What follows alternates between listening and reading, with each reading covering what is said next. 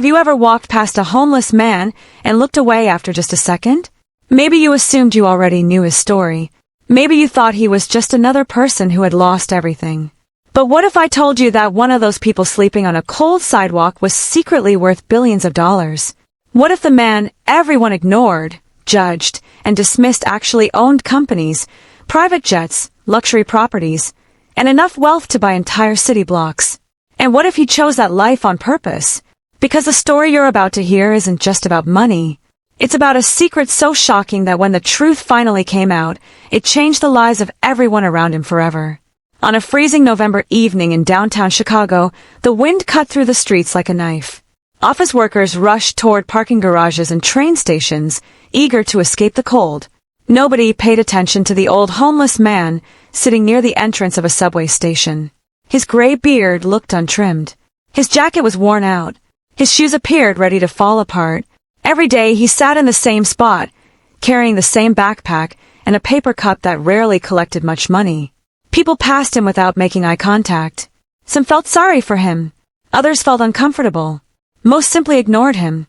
What nobody knew was that the backpack resting beside him contained documents connected to assets worth more than $3 billion. The man's name, at least the one people knew, was Walter. For nearly 3 years, Walter had become a familiar face in the area. Local shop owners occasionally offered him coffee. Security guards nodded at him when they walked by. A few college students sometimes stopped to chat with him. He never begged aggressively.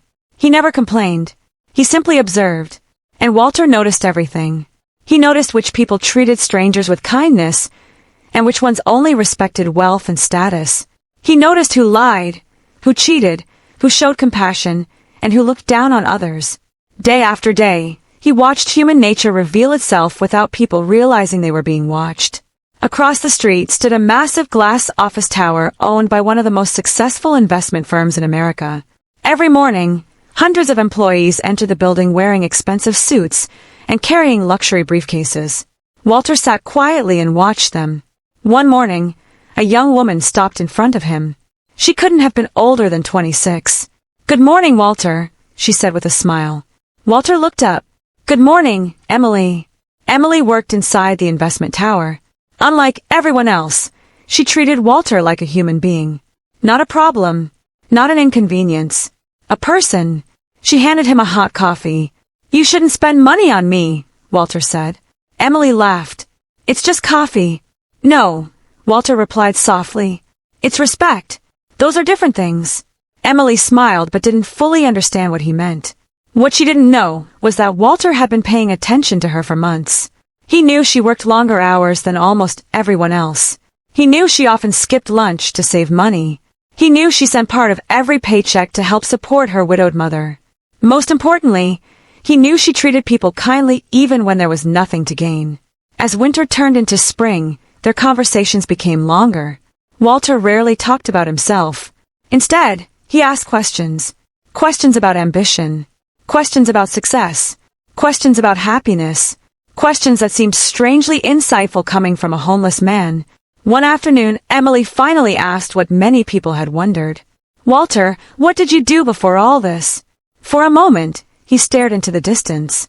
Then he smiled. "I used to build things." "What kind of things?" "Dreams." Emily laughed. "That's not a real answer." Walter's eyes narrowed slightly. "It's the most honest answer I've ever given." The conversation stayed in Emily's mind long after she walked away. Weeks later, something unusual happened. A black luxury car pulled up near Walter's usual spot. The vehicle looked completely out of place. A sharply dressed man stepped out and approached him. The two spoke quietly for several minutes. Then the businessman handed Walter a thick envelope. To everyone's surprise, Walter refused it. The man seemed nervous. He insisted. Walter refused again. Finally, the businessman nodded respectfully and left. Emily witnessed the entire exchange from across the street. That evening she asked Walter about it. "Who was that?" "An old employee." Emily blinked. "Employee?" Walter smiled. People are often more complicated than they appear. The answer created more questions than it solved. But the mystery deepened even further a few days later. Late at night, after most businesses had closed, a teenage boy attempted to steal Walter's backpack while he slept. The boy grabbed it and ran. Walter immediately woke up and chased after him. Despite his age, he moved surprisingly fast. The chase ended in a deserted alley. The teenager opened the backpack expecting money. Instead, he found neatly organized files, photographs, legal documents, and something that instantly made his face turn pale. A document listing ownership stakes in dozens of major corporations. The numbers were unbelievable. At first, the teenager thought it was fake. Then he noticed official seals, signatures, and financial records. His hands began shaking. Because according to the papers in front of him, the homeless man everyone ignored wasn't poor at all. He was one of the richest people in America. And at that exact moment, Walter stepped into the alley, looked directly at the terrified teenager, and said something that would change both of their lives forever. The teenager froze. For several seconds, neither of them spoke. The cold night air hung between them as the documents trembled in the boy's hands. Walter slowly walked forward. There was no anger in his face, no panic, no fear, which somehow made the situation even more unsettling. The teenager took a step backward. I didn't mean to, he stuttered. Walter glanced at the open files scattered across the ground. So now you know. The boy swallowed hard. You're rich. Walter let out a slow breath. That's the part everyone notices. The teenager stared at him in disbelief. No, not rich. This says you're worth billions. Walter looked down at one of the papers, lying near his feet. Then he carefully picked it up. You were looking for money. The boy nodded nervously. And instead you found a secret. The teenager's heart pounded. For a moment, he thought Walter might call the police, or threaten him, or demand the documents back. Instead, Walter surprised him. What's your name? The question caught him completely off guard. Jason. How old are you, Jason? 17. Walter nodded. 17-year-olds usually don't steal because they enjoy it. Jason looked away. Shame spread across his face. My mom got sick. Walter said nothing. She can't work. Still silence. We got evicted 3 months ago. The boy's voice cracked. I tried finding jobs, but nobody hires kids without experience. Walter watched him carefully. Years of building companies had taught him something important. People could fake confidence. They could fake success. But desperation was almost impossible to fake. And Jason was desperate. The boy wiped his eyes. I'm sorry. Walter remained quiet for several seconds. Then he did something unexpected. He sat down on the edge of a concrete curb. Sit! Jason hesitated. Sit! Slowly, the teenager sat across from him. The billionaire and the thief. Alone in a dark alley. Neither looking like who they truly were. You know what's interesting? Walter asked. Jason shook his head. Most people think money reveals character. He pointed toward the documents. But that's not true. What do you mean? Walter smiled slightly. Money doesn't reveal character. It amplifies it. Jason listened. If you're kind before money, you're usually kinder after money.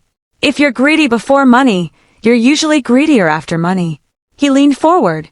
The money itself isn't special. What matters is the person holding it. Jason stared at him. Then why do you live like this? Walter looked toward the distant city lights. A strange sadness crossed his face. Because 20 years ago I forgot who I was. For the first time, the teenager saw genuine pain behind Walter's eyes. Not physical pain. The kind that stays with someone for years. The kind that money can't fix. Walter stood up. He gathered the documents and placed them back inside the backpack. Then he reached into his pocket. Jason expected him to pull out cash. Instead, Walter handed him a business card. The card contained only an address and a time. What is this? Be there tomorrow morning. Jason frowned. Why? Walter smiled.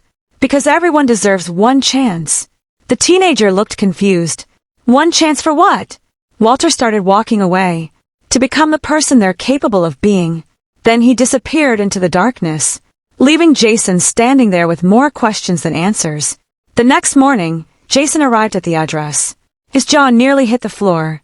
It was one of the most luxurious office buildings in Chicago. Glass walls, private security, luxury vehicles parked outside. Everything about the place screamed wealth. Jason checked the card again. Same address, same building. This had to be a mistake. But before he could leave, a security guard approached him. Jason, The teenager froze. Yeah, please come with me. His stomach tightened. The guard led him through the lobby. Employees in expensive suits moved through the building. Nobody paid attention to him. Eventually they reached a private elevator. The guard pressed a button. The doors closed. Up. Higher. Higher. Higher. Until they reached the top floor. The elevator opened. Jason stepped into a massive office with floor-to-ceiling windows overlooking the entire city. And sitting behind the desk was Walter. Except he didn't look like Walter anymore. The worn jacket was gone. The torn shoes were gone. The gray beard had been trimmed. He wore an elegant tailored suit worth more than Jason had probably seen in his entire life. For several seconds, Jason couldn't speak. The homeless man was gone. In his place sat someone powerful. Someone important. Someone who looked exactly like the billionaire from the documents. Walter smiled. Good morning. Jason stared. What is this? Walter stood and walked toward the window. This company. Jason looked around. The place was enormous. What company? Walter turned. The one I founded. Jason's eyes widened. This whole building belongs to you. Walter chuckled. No. The teenager felt a brief sense of relief. Then Walter continued. 3 buildings belong to me. Jason nearly stopped breathing. Walter walked back toward the desk. Sit. The teenager obeyed. A moment later, another person entered the office. Jason immediately recognized her. Emily, the young employee who always brought coffee to Walter. But judging from her expression, she was just as confused as he was. She looked at Walter, then at the office, then back at Walter. For a moment she couldn't speak. Finally she whispered, Walter. Walter smiled gently. Hello, Emily. Her eyes filled with disbelief. I don't understand. I know. You've been homeless for years. Not exactly. Emily stared. The room fell silent. Then Walter opened a drawer and removed an old photograph. He placed it on the desk. The picture showed a younger version of himself standing beside a beautiful woman and a little girl. The smiles were genuine. The happiness looked real. But something about the image felt heartbreaking. Emily picked it up carefully. Who are they? Walter's expression changed. For the first time, the confidence disappeared. They were my family. The room became still. Jason noticed Walter's hands tighten slightly, as if holding back memories he'd spent years trying to escape. Then Walter looked out at the skyline, and quietly said the words that neither Emily nor Jason would ever forget. I became a billionaire. He paused, and then I lost everything that actually mattered. Neither of them knew it yet. For a long moment, nobody spoke. The city stretched endlessly beyond the glass walls, alive with movement, ambition, and opportunity. Thousands of people below were chasing promotions, building careers, making deals, and dreaming of becoming wealthy. Walter stared at that world as if he had already seen where every road led. Emily carefully placed the photograph back on the desk. Jason leaned forward. What happened to them? Walter's eyes remained fixed on the skyline. For several seconds, it seemed as though he might not answer. Then he slowly sat down. And when he finally spoke, his voice was quieter than either of them had ever heard. 23 years ago, I wasn't the man you see today. He folded his hands together. I was obsessed. Emily listened carefully. Obsessed with what? Winning. Walter let out a humorless laugh. Not succeeding. Not providing. Winning. The distinction seemed important. When I started my first company, I told myself I was doing it for my family. His expression darkened. At first, that was true. He described the early years. Long days. Sleepless nights. Financial risks. Countless failures. Every victory required sacrifice. Every breakthrough demanded more time. More energy. More focus. And eventually, more of him than he realized he was giving away. The company grew. Then another company followed. Then another. Investors arrived. Partnerships formed. Money poured in. Suddenly, everyone wanted something from him. His time, his expertise, his attention, his signature, his presence. And Walter loved it, not because of the money, because of what the money represented. Power, validation, importance. For the first time in his life, people listened when he spoke. For the first time, he felt unstoppable. The problem was that success never seemed large enough. Every achievement created a bigger target. Every goal reached produced another goal. Every mountain climbed revealed a higher mountain beyond it. There was always one more deal, Walter said. One more acquisition. One more meeting. One more opportunity. Jason slowly nodded. Walter looked directly at him. Do you know what happens when someone spends years chasing the future? Jason shook his head. They stopped noticing the present. The room fell silent. Walter glanced at the photograph. I miss birthdays. His voice tightened. Anniversaries. School events. Family vacations. At first, he always had an excuse. He was building security. Building opportunity. Building a better future. At least that's what he told himself. His wife tried to understand. For years she supported him. Encouraged him. Believed in him. But eventually something changed. Not overnight. Slowly. Quietly. The way most important things change. One evening, after another missed family dinner, she confronted him. Not with anger. With sadness. And somehow that hurt more. One day, she told him, you're going to wake up and realize you've spent your entire life building a kingdom with nobody left inside it. Walter remembered laughing. Not because it was funny, because he thought she was wrong. Back then he believed success solved problems. He believed money could repair anything. He believed there would always be time later. Later to rest. Later to reconnect. Later to be present. Later to enjoy life. Later. Later. Later. The most dangerous word in the world. Because later isn't guaranteed. Walter's eyes lowered. 3 months after that conversation, everything changed. Emily's stomach tightened. Something in his voice made her brace herself.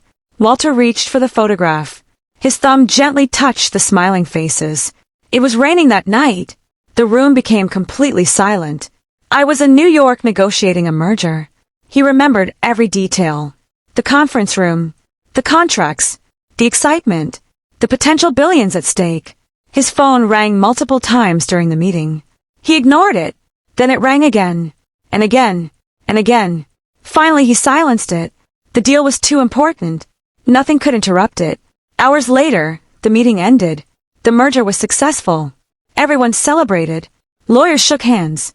Executives congratulated one another. Walter walked into the hallway feeling victorious. Then he checked his phone. 23 missed calls. His smile vanished. Most were from unknown numbers. Others came from a hospital. And one message changed his life forever. His wife and daughter had been involved in a major highway accident. Walter stopped speaking. Emily felt tears forming in her eyes. Jason sat frozen. The room felt smaller. Heavier. Walter stared at the photograph. When I arrived at the hospital, his voice cracked slightly. For the first time, I was too late. Nobody moved. Nobody spoke. The silence carried the weight of decades. Outside, the city continued moving. But inside that office, time seemed frozen. Walter closed his eyes briefly. The merger made me richer than I had ever imagined. A bitter smile crossed his face. And none of it mattered. Not $1. Not one company. Not one investment. Not one achievement. Because the two people he had claimed to be building everything for were gone. Just gone. No warning. No second chance. No opportunity to make things right. Emily quietly wiped away tears. Jason looked down at the floor. Walter took a deep breath. 4 years afterward, I buried myself even deeper in work. The companies expanded internationally. His fortune multiplied. The business media celebrated him. Magazines featured him. Universities invited him to speak. People called him a genius, an icon, a visionary. But every award felt empty. Every success felt hollow. Because grief followed him everywhere. And eventually he realized something terrifying. The world admired the version of him that had destroyed his personal life. People praised the very obsession that had cost him everything. That realization haunted him. For years. Until one morning, 7 years ago, he made a decision so shocking that even his closest advisors thought he had lost his mind. A decision that would eventually lead him to a sidewalk outside a subway station. A decision that nobody understood. A decision he never publicly explained. Until now, Walter looked at both of them. His eyes carried the weight of wisdom earned through unimaginable pain. Then he revealed the truth. The real reason he had spent years pretending to be homeless. And as the words left his mouth, Emily felt a chill run through her entire body. Because the answer was something neither of them had expected. Walter leaned back in his chair and looked at both of them for a long moment. The office was silent except for the distant hum of the city outside. Jason expected some complicated business strategy. Emily expected a personal healing journey. Neither of them was prepared for what Walter said next. I wanted to find out whether humanity still saw people or only status. The words hung in the air. Walter folded his hands. After my family died, I spent years surrounded by powerful people. His gaze drifted toward the skyline. Billionaires, politicians, celebrities, executives. He paused. And the more successful I became, the less honest people became around me. Emily frowned slightly. What do you mean? Walter smiled sadly. People agreed with me before I finished speaking. People laughed at jokes that weren't funny. People praised ideas they secretly hated. They treated me differently because they knew my net worth. Jason nodded slowly. Walter continued. One day I realized something terrifying. What? I had no idea who genuinely cared about me. The room fell silent again. Walter stood and walked toward the massive window. When you're wealthy, everyone claims to respect you. He looked down at the crowded streets below. But respect and benefit are not the same thing. He turned back toward them. So I created an experiment. Emily immediately understood. You became homeless. Walter nodded. Not completely. I still owned everything. I still controlled my companies. But publicly I disappeared. Jason stared. For years. For years. The teenager shook his head in disbelief. Why would anyone do that? Walter smiled. To see the truth. The answer sounded simple. But there was something profound behind it. Walter explained how he had delegated daily operations to trusted executives. Most people believed he was living overseas. Others thought he had retired. A few assumed he was dealing with health issues. Nobody knew the truth. For nearly 3 years, Walter spent his days sitting among ordinary people, watching, listening, learning, and what he discovered changed him forever. Do you know who showed me the most kindness? He asked. Jason shrugged. Wealthy people. Walter laughed softly. No, the people who had the least. Emily wasn't surprised. Walter continued. The woman working 2 jobs who bought me coffee. The immigrant taxi driver who shared his lunch. The construction worker who handed me gloves during winter. The single mother who gave me $5 even though she clearly needed it more than I did. He paused. They understood struggle. His voice grew quieter. And because they understood struggle, they understood compassion. For a moment nobody spoke. Then Emily asked the question that had been bothering her. What about your companies? Walter smiled. What about them? They've made billions while you've been sitting outside subway stations. Walter nodded. Exactly. Emily looked confused. Walter returned to his chair. Most people believe leadership requires constant presence. He shook his head. Great leadership creates systems that survive without you. Jason listened carefully. Walter wasn't just talking about business anymore. He was talking about life. You can build something that depends entirely on you. Or you can build something strong enough to stand without you. The teenager absorbed every word. For the first time, Walter wasn't speaking like a billionaire. He was speaking like a teacher. Then his expression changed. A seriousness entered his face. However, Emily immediately noticed it. Something important was coming. There was another reason for the experiment. Jason leaned forward. What reason? Walter opened a drawer. Inside was a thick folder. He placed it on the desk. The folder contained hundreds of names. Hundreds. Emily looked confused. What is this? Walter slowly opened it. 4 years. While sitting outside that subway station, he had kept records. Detailed records. People who demonstrated kindness, integrity, character, generosity, courage. People who helped others when there was nothing to gain. People who passed tests they didn't even know they were taking. Jason looked stunned. Emily's eyes widened. Walter nodded. I wasn't just observing. I was evaluating. The realization hit them both at once. The homeless man had been quietly studying human nature. Every interaction mattered. Every decision mattered. Every act of kindness mattered. For years.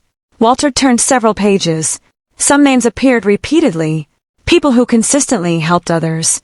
People who remained kind regardless of circumstances.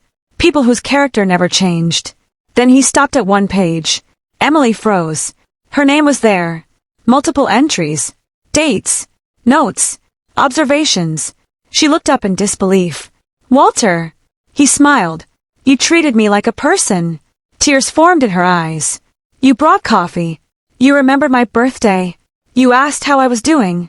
Emily's voice trembled. I thought you were alone. Walter nodded. I was. The room became emotional. Then Jason suddenly asked something unexpected. What happens to the people on the list? Walter looked at him. A slow smile appeared. The reason I invited both of you here today. Jason's heart started racing. Walter reached for another folder. This one looked different. Official. Legal. Important. Very important. He placed it on the desk. 4 years. I wondered what to do with my fortune after I was gone. Emily stared at him. Walter opened the folder. Inside were legal documents worth billions.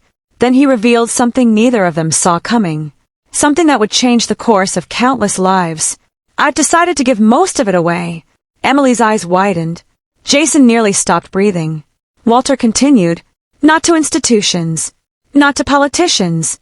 Not to people with influence. He looked directly at them. To people with character.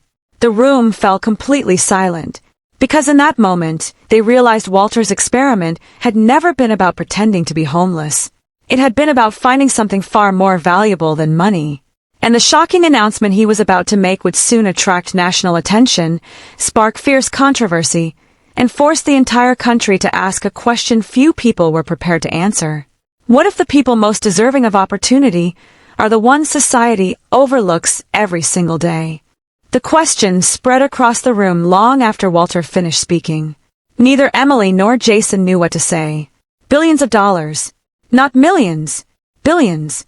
Enough money to transform entire communities. Enough money to change thousands of lives. Enough money to make headlines around the world. Walter calmly closed the folder. For him, the decision had already been made. The difficult part wasn't giving away the money. The difficult part had been figuring out who deserved the opportunity that came with it. 4 years, he had searched for that answer. And now he believed he had found it. Over the following weeks, a small team of attorneys, advisors, and independent auditors was quietly assembled. Not to protect Walter's fortune. To distribute it. The plan was unlike anything they had ever seen. Instead of creating another foundation controlled by executives in expensive offices, Walter designed something radically different. A large portion of his wealth would fund scholarships for students from struggling families. Another portion would help small business owners who lacked access to capital. Some would go toward housing initiatives, some toward medical assistance programs, some toward emergency support for families facing financial disasters. But the most unusual part involved the list. The list of names he had spent years collecting. The people who had shown kindness when nobody was watching. The people who expected nothing in return. The people who revealed character through action rather than words. Many of them would receive opportunities they never imagined possible. Not because they were perfect. Not because they were powerful. Because they had proven something rare. They remained good people when there was no reward for being good. When news of Walter's true identity finally became public, the reaction was explosive. Television networks covered the story. Newspapers published front-page articles. Social media erupted. Millions of people debated his actions. Some called him brilliant. Others called him crazy. Some believed the experiment was inspiring. Others criticized it. But amid all the noise, one thing became clear. The story forced people to examine themselves. Suddenly, everyone was asking the same question. How do we treat people when we believe they have nothing to offer us? Because that was the uncomfortable truth at the center of Walter's experiment. Most people didn't ignore him because he was invisible.